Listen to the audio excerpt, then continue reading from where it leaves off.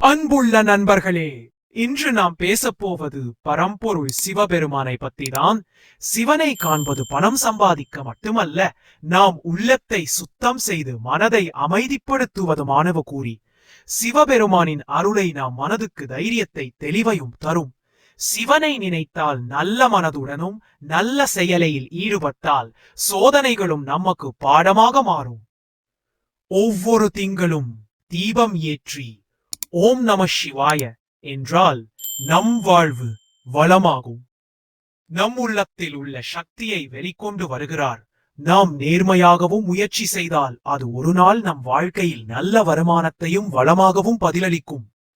இன்று எல்லாரும் சேர்ந்து ஓம் நம சிவாய என்று மந்திரத்தை கூறி பணிந்து பரம்பொருளை அனைவரும் வணங்கினால் அருள் பெருக. வாழ்த்துக்கள்.